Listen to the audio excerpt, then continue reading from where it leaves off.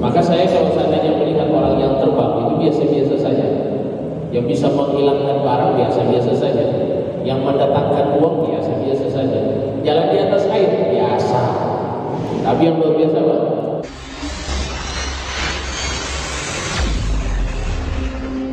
Istiqomah di majelis Rasulullah SAW mahal. Istiqomah ini mahal. Orang kalau bisa istiqomah, disampaikan oleh para ulama, al-istiqomatu a'dham min alfi karamah. Istiqomah itu lebih agung daripada 1000 keramat. Orang kalau kita lihat ada melakukan sesuatu kekeramatan, misalnya para wali Allah, kita lihat ada 1000 keramat, istiqomah lebih agung dari itu. Di situ kalau kita ingin melihat daripada seseorang yang soleh, yang sudah mendapatkan derajat yang tinggi, itu kita lihat bukan dari keramatnya, tapi yang kita lihat dari keistiqomahannya. Nah, orang yang bisa istiqomah dalam sholat duha itu luar biasa, bisa istiqomah dalam tahajud itu luar biasa, istiqomah sholat 5 waktu berjamaah itu luar biasa. Maka saya kalau seandainya melihat orang yang terbang itu biasa-biasa saja, yang bisa menghilangkan barang biasa-biasa saja, yang mendatangkan uang biasa-biasa saja, jalan di atas air biasa. Tapi yang luar biasa apa? Al-istiqomah. Di situ di istiqomah ini disebutkan sama Allah, ya kan? Disebutkan oleh Allah Subhanahu wa taala, innal ladzina qalu rabbunallaha tsumma istaqamu. Mereka orang-orang yang mengatakan Tuhan kami adalah Allah. Setelah itu mereka beristiqomah di jalan Allah. Mereka beristiqomah di jalan Allah, illa tatanazzal 'alaihim malaikatu alla tatanazzal 'alaihim malaikatu alla takhafu wa la tahzanu. Dengan istiqomah ini Allah turunkan malaikat, yang malaikat ini akan bilang sama kita begini, alla takhafu, jangan takut ente, wa la tahzanu, jangan bersedih ente. Kemudian mendapatkan kabar gembira, bil jannati allati kuntum tu'adun, surga tempat kita nanti akan kembali. Penting ini orang-orang yang istiqomah di jalan Allah. Jadi beliau sampaikan dari bagaimana kita berlomba-lomba kebaikan. Kebaikan ini banyak sekali hadirin. Antum kalau lihat kebaikan, semua kebaikan yang kita lihat di muka bumi ini sumbernya satu, yaitu Rasulullah SAW. Kita lihat orang baik, dermawan, murah senyum, rahmat, itu semua sumbernya satu. Yang satu ini yaitu Rasulullah SAW. Coba antum lihat, kalau antum lihat orang dermawan, yang langsung terbayang pikiran antum, masya Allah ini orang luar biasa. Rasulullah yang kasih ajar sebenarnya. Kedermawanan ini yang tinggi dari Rasulullah SAW. Kita lihat rahmat. Rahmat ini artinya kasih sayang. Nabi Muhammad punya kasih sayang itu sama anak kecil pun luar biasa. Sampai-sampai disebutkan beliau SAW, ya, idza marra al-sibyan, beliau kalau seandainya lewat sama anak kecil, apa yang beliau lakukan? Yusallim ala sibyan. Beliau memberikan salam kepada anak kecil. Anak kecil kasih salam, assalamualaikum, assalamualaikum. Nabi Muhammad ngapain kasih salam sama anak kecil? Tapi itulah akhlak Rasulullah SAW, kasih sayang yang ada di dalam hati Rasulullah SAW. Ada salah seorang ulama namanya Al-Imam Ahmad Ar-Rifai. Beliau salah seorang ulama sufi terkenal. Al-Imam Ahmad Rifai ini, beliau waktu itu mau sholat, lagi duduk di depan rumah beliau. Tiba-tiba masuk waktu sholat, ada kucing di kuk, ini namanya lengan baju. Ada kucing yang lagi tidur di lengan baju beliau. Karena orang-orang dulu itu, para ahli tasawuf, itu lengan baju mereka lebar, luas. Begitu juga para sahabat seperti Abu Hurairah, itu lebar, sehingga kucing bisa dimasuk di sini. Nah, ini Ahmad Rifai, kucing lagi tidur di sini. Apa yang dilakukan oleh Ahmad Rifai ketika masuk waktu sholat? Beliau bilang, ya zaujati, wahai istriku, ambilkan bekas, ambil gunting. Disuruh ambil gunting sama istrinya. Istrinya ambil gunting, ditanya sama istrinya, mau ngapain ini gunting? Wahai suamiku, dia bilang, saya mau gunting, saya punya baju. Lengan baju mau digunting karena ini kucing lagi tidur. Saya tidak mau kalau saya berdiri mau melaksanakan sholat sehingga kucing ini bisa terbangun dari tidurnya. Sehingga dia gunting dulu itu lengan baju sehingga kucingnya tidak terganggu baru dia pergi melaksanakan sholat.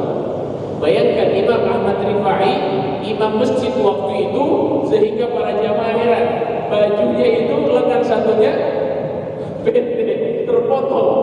Ternyata dia lagi tidurkan kucing tadi yang dia takut terbangun. Ini kasih sayang sampai kepada hewan.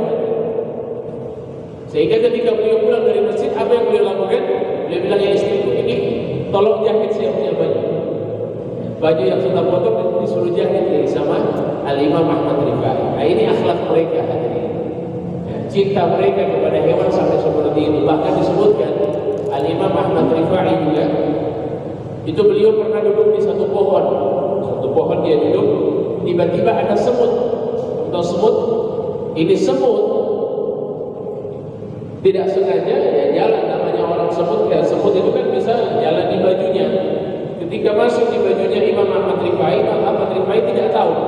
Beliau berdiri sudah jalan cukup jauh, kemudian beliau lihat ada semut di bajunya. Dia lihat semut itu, semut. Dibilang ini tadi yang di pohon. Yang tadi saya mampir di pohon, semutnya dari situ. Dibilang semut ini kasihan punya keluarga. Ini semut punya keluarga dan dia rindu mungkin sama ibunya. Akhirnya Ahmad Rifai yang sudah jauh tadi, beliau kembali ke pohon yang tadi, beliau kembalikan semut itu ke tempatnya. Kalau kita bagaimana? Masalah yang selesai itu urusan pikir-pikir. Kalau kita mungkin barangkali seperti itu. Tapi bayangkan ini akhlakul rijal, akhlaknya orang saleh, akhlaknya waliullah subhanahu wa ta'ala seperti itu. Diambil, ditaruh di pohon lagi. Masya Allah. Bagaimana dengan Rasulullah Sallallahu Alaihi Wasallam? Pewarisnya Nabi saja sudah seperti itu tadi.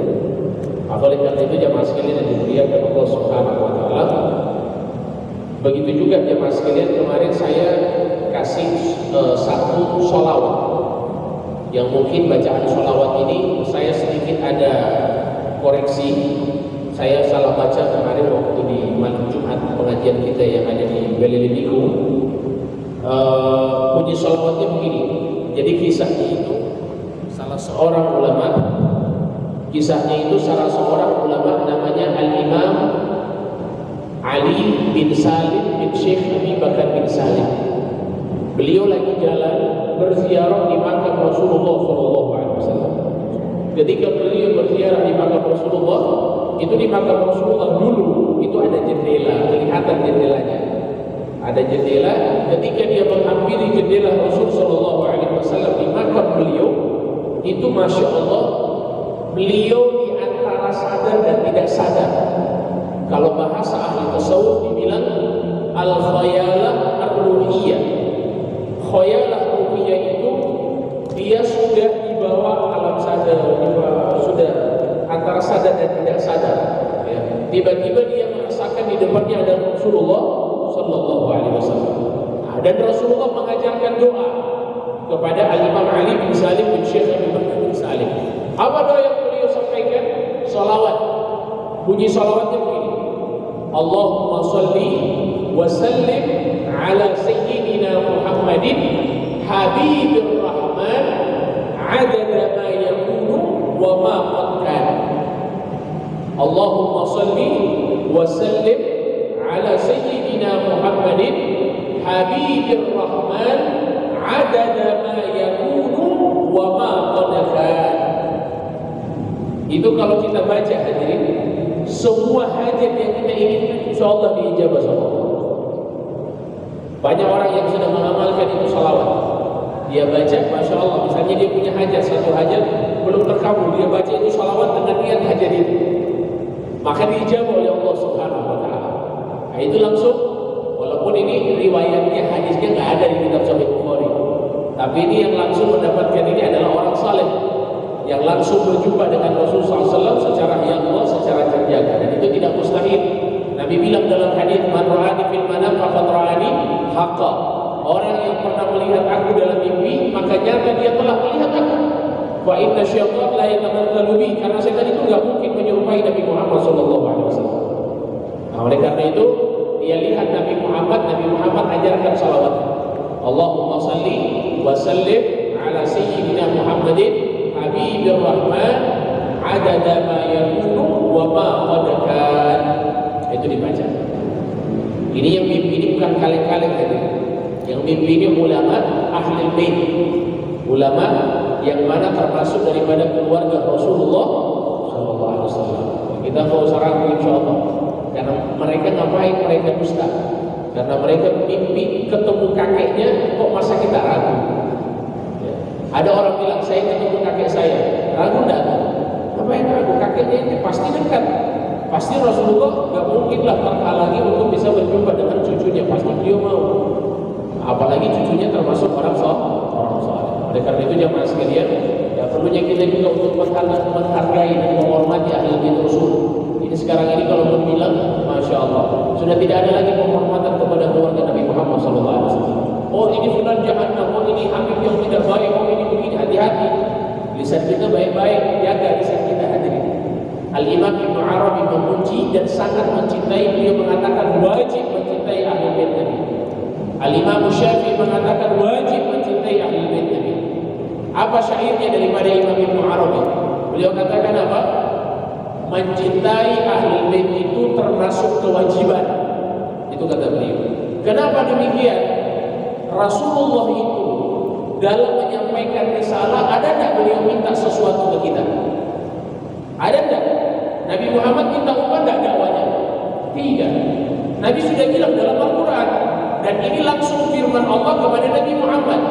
Kul, katakan kepada mereka umatmu wahai Muhammad, la as'alukum alaihi ajra, saya enggak minta upah kepada kalian, illal mawaddata fil qurba, kecuali kalian berbuat baik kepada keluargaku, kata Nabi Muhammad.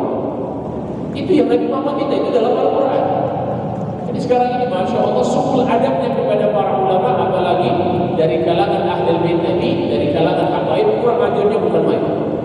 Sampai caci maki, sampai ini hati-hati lisan kita hadirin. Diminta nanti pertanggungjawaban di hadapan Allah Subhanahu wa taala. Jadi sampai-sampai subhanallah ada satu kisah. Ini kisah luar biasa disebutkan di dalam kitab syarahnya Buddha. Dalam kitab syarahnya Buddha itu disebutkan ada satu perempuan. Ini perempuan ini dia sudah miskin, ditinggal sama suaminya mati. Jadi suaminya meninggal dunia, akhirnya dia hidup banyak anak. Miskin, tidak punya uang. Dia cari orang dermawan yang bisa bantu dia. Akhirnya ini perempuan termasuk daripada keluarga Nabi dibilang dengan syarifah. Dia datang pergi kepada ulama yang kaya, ulama banyak uang. Ketika dia datang kepada satu ulama ini yang banyak uang, coba lihat. Dia bilang assalamualaikum. Di perempuan ini dari ahli bait bilang assalamualaikum. Dia bilang waalaikumsalam. Dibuka sama ulamanya. Akhirnya ulamanya tanya, kenapa kamu? Dia bilang saya lapar. Anak saya itu 5 orang, kelaparan, belum makan tidak. Saya punya suami saya meninggal dunia. Dan saya tidak punya uang lagi. Tolong kamu bantu saya. Saya ini adalah keluarga Nabi, keturunan Rasulullah SAW. Apa dijawab sama beliau? Dijawab sama ulama ini, mana buktinya kamu itu keturunan Rasulullah? Mana buktinya kamu itu keturunan Rasulullah? Saya minta bukti, kata ulama ini. Kalau dulu itu belum ada Robito Al-Aliyah seperti sekarang. Sekarang kan ada Robito, ada satu perkumpulan dari keturunan Rasulullah, ada bukunya, jelas dicatat. Ya. Itu ada buku dicatat. Jadi bukunya itu dicatat dan sekarang ada. Yang ada pusatnya di Jakarta, di Gorontalo juga sudah ada. Itu dicatat nama-nama daripada ahli bait, dan itu turunannya itu bersambung sampai ke Rasulullah. Dulu tidak ada. Jadi ini ulama dibilang, tolong buktikan ke saya kalau kamu itu adalah keturunan Rasulullah. Akhirnya ini syarifah sakit hati. Dia sakit hati, dia sedih karena melihat mendengar daripada pertanyaan atau jawaban daripada seorang ulama ini yang dia mintakan uang. Karena ini syarifah ini sudah minta-minta karena sudah tidak punya uang lagi. Akhirnya dia sakit hati, dia pergi. Dia kasih tinggal ini ulama. Ketika di jalan hadirin, ini syarifah lagi duduk-duduk. Ketika dia lagi duduk, tiba-tiba apa yang terjadi? Dilihat sama pendeta. Pendeta lihat, pendeta bilang, ini kenapa kelihatan wajahnya lapar? Dia panggil ke Syarifah, dia panggil di rumahnya, dia kasih makan. Pendeta itu, dia kasih makan, dia kasih, pokoknya anak-anaknya semua makan, dan setelah pulang dia kasih uang lagi, pergi kamu. Akhirnya ini Syarifah bilang apa? Pendeta, terima kasih banyak, kamu sudah berbuat baik kepada saya. Saya ini adalah keturunan Rasulullah Sallallahu Alaihi Wasallam. Pendeta bilang, oh iya. Pendeta mau tahu ada urusan apa dengan keturunan Rasulullah, ya kan? Oh iya, kata pendeta, iya. Saya memang sudah lihat kamu tadi dalam keadaan lapar. Akhirnya sudah, ini Syarifah langsung pergi. Ketika pergi hadirin, sudah pulang, sudah selesai urusan. Ternyata malam harinya si ulama ini mimpi. Ulama tadi yang minta bukti, dia mimpi hari kiamat. Dia mimpi hari kiamat semuanya hancur. Tiba-tiba dia lihat ada satu istana yang sangat besar tidak hancur. Ketika dia lihat istana yang tidak hancur, dia dekati banyak orang-orang yang pakai baju putih masuk ke istana itu. Dia lihat banyak perkumpulan di dalam istana. Ketika dia mulai masuk ke dalam istana, ternyata di pintu dihadang sama seseorang, yaitu Rasulullah Sallallahu Alaihi Wasallam. Dihadang sama Nabi. Nabi bilang, mau kemana ini? Dia bilang, ya Rasulullah, saya mau masuk. Kata Nabi Muhammad SAW, ini istana yang bisa masuk hanya umatku. Yang bisa masuk hanya umatku. Maka ini ulama bilang apa? Ya Rasulullah, saya ini umatmu. Maka dijawab sama Nabi Muhammad, apa buktinya kalau kamu itu adalah umatku? Kalau kau adalah umatku, buktinya apa? Minta bukti. Ini ulama langsung nangis. Kata Rasulullah, bukankah keturunanku datang ke rumah kamu, minta makanan kepada kamu, minta supaya kamu menjauhnya, kamu katakan mana buktinya? Dan sekarang saya minta, mana buktinya kamu itu adalah umatku? Dibalas sama Nabi Muhammad SAW. Dia menangis, akhirnya ketakutan. Dia bangun, dia ketakutan menangis. Sebelumnya ketika itu Rasulullah bilang sama si ulama, kamu tahu ini istana milik siapa? Ulama bilang, saya tidak tahu wahai Rasulullah. Ini milik si pendeta. Ini milik siapa? Si pendeta, kata Nabi Muhammad. Dia bilang, kok bisa itu milik pendeta? Pendeta yang mana? Pendeta itu adalah yang membantu cucuku. Ketika kamu usir dari rumahmu, dia pergi keluar dan dilihat sama pendeta, dipanggil sama pendeta, dikasih makan sama pendeta. Dan ini istana milik dia. Dia bangun, dia nangis, ini ulama. Dia langsung cari mana itu perempuan yang itu termasuk cucu Rasulullah SAW. Ketika dia cari, subhanallah, dia tidak dapat lagi. Tapi dia ingat, orang kampung di situ bilang, setelah pulang dari ulama ini, dia itu dipanggil sama pendeta, dan rumah pendeta dia tahu sama ulama ini. Akhirnya ini ulama datang sama pendeta. Ketika datang sama pendeta, ini ulama menceritakan mimpinya. Dia bilang, saya mimpi kiamat, kemudian saya datang ke istana, kemudian saya dikatakan oleh Nabi Muhammad seperti ini, dan Nabi bilang itu istana adalah milik kamu. Maka apa jawaban dari pendeta itu? Saya sudah tahu. Saya sudah tahu. Kenapa kamu tahu?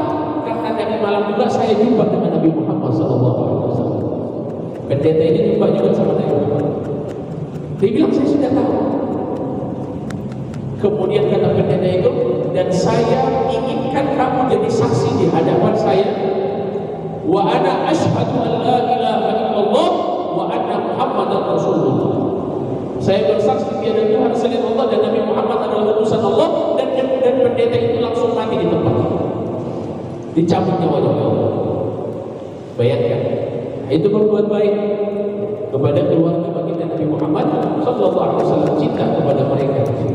Oleh karena itu banyak kisah-kisah para ulama bagaimana disebutkan oleh salah seorang ulama al-Imam dalam hadis Rasul sallallahu alaihi wasallam, Nabi Muhammad bilang begini, man sana'a ma'rufan ila ahadin min ahli baiti, barang siapa yang berbuat baik dari salah satu keluarga, kata Nabi Muhammad. Dia berbuat baik kepada salah satu keturunan, kata Rasulullah SAW. Kemudian disebutkan sama beliau Sallallahu Alaihi Wasallam, walam yukafin, atau fa'ajaza an mukafaatih. Tapi si ahli bait ini dia tidak mampu untuk membalas kebaikan orang yang berbuat baik kepada dia. Maka kata Nabi Muhammad, kata beliau, ana al-mukafi lahu yaumil qiyamah. Saya sendiri, kata Nabi Muhammad, yang akan membalaskan kebaikan daripada orang yang membantu keluarga ketika di dunia, nanti di hari kiamat saya akan balas kebaikan itu. Para ulama mengatakan, ketika kita berbuat baik kepada ahli bait Rasulullah, kepada keluarga Nabi Muhammad, maka jangan pernah kita berharap atau kita menyesal. Saya berbuat baik, tidak ada balasan. Tidak usah khawatir, karena Rasulullah nanti yang akan balas ini nanti di hari kiamat, sesuai dengan sabda Nabi Muhammad Sallallahu Alaihi Wasallam. Oleh karena itu, jemaah sekalian yang dimuliakan Allah, kita berkumpul di tempat ini, sama-sama kita berzikir, ya, kita bersalawat kepada Nabi Muhammad Sallallahu Alaihi Wasallam. Ada juga satu perempuan di zamannya Abdullah bin Mubarak. Kita tahu sendiri Abdullah bin Mubarak ulama, dan ini disebutkan dalam kitab-kitab para ulama salihin. Itu Abdullah bin Mubarak, hadirin, beliau pernah mau jalan melaksanakan ibadah haji bersama rombongan. Jadi ketika di jalan bersama rombongan ini lanjut jalan, Abdullah bin Mubarak mampir melihat satu perempuan yang lagi makan bangkai. Abdullah bin Mubarak bilang, ya fulana, ini tidak baik sama kamu, ini bangkai. Allah katakan dalam Al-Quran, hurrimat alaikumul maitatu wad damu wa lahmul khinzir. Kamu tidak tahu, orang melarang kita makan bangkai. Kenapa kamu makan bangkai? Ini haram. Apa jawaban perempuan itu? Ini haram bagi kamu, halal bagi saya. Haram bagi kamu, halal bagi saya. Saya ini termasuk daripada seorang syarifah, anak keturunan cucu Rasulullah, dan saya tidak makan sudah berhari-hari. Saya bawa makanan untuk anak saya dan saya tidak makan sudah berhari-hari. Akhirnya Abdullah bin Mubarak menangis waktu itu. Apa yang dilakukan oleh Abdullah bin Mubarak? Dia langsung kasih hartanya semuanya kepada si perempuan zuriyatnya Rasulullah ini. Kemudian dia tidak jadi berangkat untuk menunaikan ibadah haji. Rombongannya sudah jalan, beliau kasih uangnya, kemudian beliau balik ke kampung. Sampai di kampung sudah dia tidak ketemu lagi dengan itu perempuan. Itu perempuan senang, terima kasih banyak, saya sudah bisa memberikan makanan kepada anak-anak saya. Tiba-tiba jamaah haji pulang, hadirin. Jamaah haji pulang, kebiasaan dari dulu itu sampai sekarang begini. Ketika ada jamaah haji, itu kita datang ke rumah mereka, mengatakan mabrur, hadiah haji yang mabrur, mudah-mudahan keluar kamu punya haji, mudah-mudahan diterima sama kamu punya haji, begitu ya. Sampai sekarang juga demikian. Abdullah bin Mubarak datang ke rumah satu-satu dari rombongan yang sudah berangkat haji dan kemarin. Ketika dia datang satu persatu, ketika dia bilang mudah-mudahan haji kamu diterima, dan begitu juga orang yang ketika dikatakan demikian menjawab kepada Abdullah bin Mubarak, mudah-mudahan haji kamu juga diterima. Abdullah bilang, Anda berangkat, kenapa kau bilang saya punya haji juga diterima? Tempat rumah yang kedua, Abdullah bin Mubarak bilang lagi, mudah-mudahan hajimu diterima. Orang yang dari rumah bilang apa? Mudah-mudahan haji kamu juga diterima. Abdullah bin Mubarak bilang, saya tidak berangkat haji, saya di rumah, saya di kampung, saya tidak jadi berangkat karena ada hajat yang harus saya laksanakan, yang saya sudah penuhi. Saya tidak berangkat, kata Abdullah bin Mubarak. Kata orang yang dikatakan ini, dibilang apa? Kamu jangan pura-pura, kamu lagi tawaf sama-sama dengan kita kok. Kamu kan tawaf dengan saya, kok kamu bilang kamu tidak berangkat haji? Akhirnya bingung siapa? Bingung Abdullah bin Mubarak, bilang kenapa ini? Akhirnya dia pulang, malam harinya dia jumpa dengan Nabi Muhammad SAW. Nabi Muhammad bilang apa? Ya Abdullah bin Mubarak, karena kamu sudah berbuat kebaikan dan membantu keturunanku, cucuku, maka kamu diberikan salam sama Allah Subhanahu wa taala diberikan pahala haji setiap tahun, dan hajimu digantikan oleh para malaikat setiap tahunnya. Tiap tahun berangkat, malaikat yang akan menyerupai Abdullah bin Ubay. Dan tiap tahun beliau mendapatkan pahala haji walaupun sudah dikubur. Masya Allah. Oleh karena itu jemaah sekalian yang dimuliakan Allah Subhanahu wa taala, itu kita saja kalau berbuat baik sama orang lain yang bukan keturunan Rasulullah, ya kita berbuat baik, apalagi kepada keturunan Rasulullah SAW. Antum berbuat baik sama saya punya anak, saya sayang tak sama antum? Sayang kan? Saya punya ibu, saya punya cucu, kamu bikin kebaikan, saya pasti senang. Masya Allah, terima kasih karena sudah berbuat baik kepada saya punya cucu. Walaupun saya punya cucu nakal, kalau saya punya cucu nakal kira-kira bagaimana? Antum berbuat baik tetap saya sayang atau tidak? Tetap, walaupun cucu saya nakal. Sampai seperti itu hadirin. Apalagi kasih sayang dari Rasulullah Shallallahu Alaihi Wasallam. Oleh karena itu jemaah sekalian yang dimuliakan Allah Subhanahu Wa Taala, juga masalah salawat ini kita baca kepada Nabi, salawat kepada Nabi Muhammad SAW itu disebutkan man shalla alaihi salatan wahidatan sallallahu alaihi wasallam. Orang bersalawat sama Nabi satu kali maka Allah balas 10 kali. Al-Imam Sya'rani pernah jumpa dengan Nabi Muhammad di dalam mimpinya. Ditanya sama Rasulullah, sama Imam Sya'rani, wahai Rasulullah, itu hadis engkau yang mengatakan man shalla alaihi salatan wahidatan, barang siapa yang bersolawat kepadaku satu kali maka Allah balas 10 kali. Itu balasan Allah 10 kali kepada orang yang ketika bersolawat hadir hatinya kepada Nabi, atau yang bersolawat yang lalai. Jadi kadang-kadang solawat tidak khusyuk. Apakah 10 kali balasan Allah itu kepada orang yang khusyuk atau tidak khusyuk? Apa dijawab sama Nabi? Orang yang tidak khusyuk. Orang yang tidak khusyuk.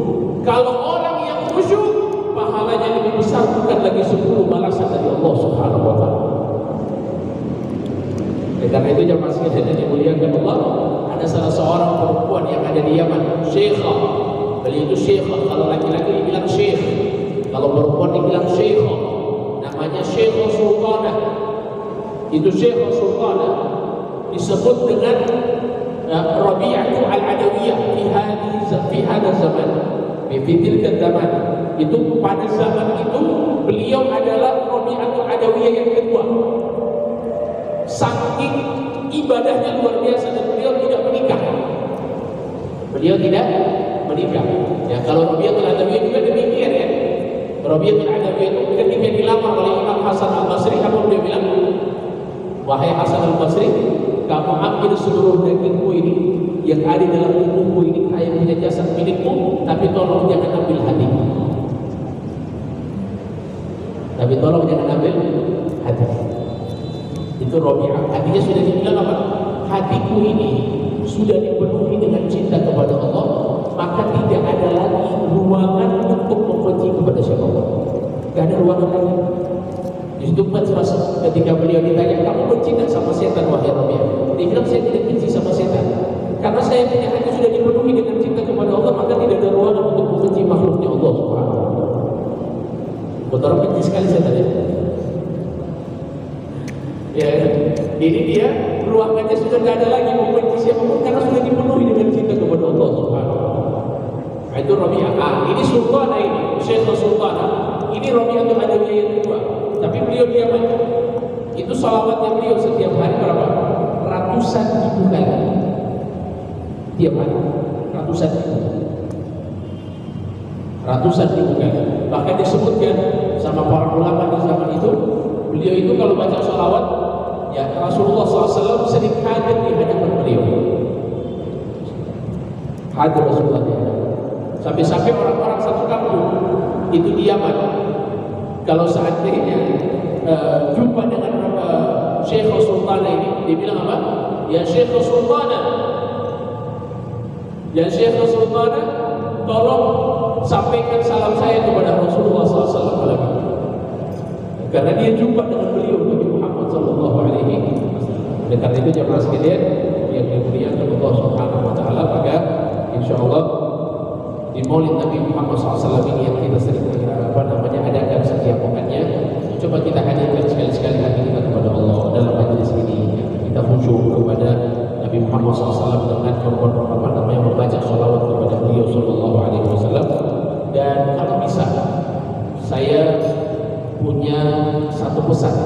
seseorang guru kami, siapapun antum ya, mau saya, mau antum yang hadir, coba bikin satu hari itu ada waktu khalwat buat kita sendiri. Satu hari itu setiap hari ada waktu kita sendiri, tanpa ada istri, tanpa ada handphone, tanpa ada kawan, tanpa apapun. Kita sendiri fokus, duduk diam sambil kita memfokuskan batin kita kepada Allah. Itu minimal satu hari itu kita bikin satu hari walaupun hanya setengah jam paling cepat. Setengah jam kita duduk sambil memikirkan siapa kita ini. Coba, itu pesan dari guru kami, dan ini beliau mendapatkan langsung dari Imam Ahmad bin Hanbal. Ya, pernah dia mimpi Ahmad bin Hanbal. Ketika itu Ahmad bin Hanbal lagi ikut kajian, lagi bikin kajian besar menggunakan imamah. Imam Ahmad bin Hanbal pakai imamah.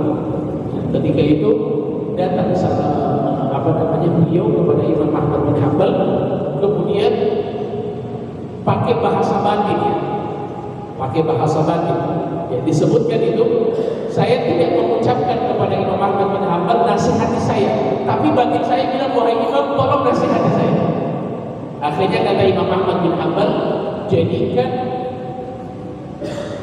dalam keseharian, walaupun hanya sehari, untuk waktu kamu sendiri, dan itu khalwat kamu sendiri saja, tanpa ada istri, tanpa ada anak, tanpa ada gangguan dunia sama sekali. Kamu situ diam sambil memikirkan daripada siapa diri, siapa kita ini, apa gunanya kita ini. Coba satu hari, insya Allah itu kita bisa mulai memperbaiki diri kita setiap harinya, insya Allah semakin lebih baik. Ya, dan paling bagus itu pada malam hari, ketika dalam keadaan tahajud, ya boleh, itu paling bagus karena orang-orang tidak tidur, ya, kemudian suasananya tenang sejuk ketika pada malam hari. Insya Allah mudah-mudahan di majelis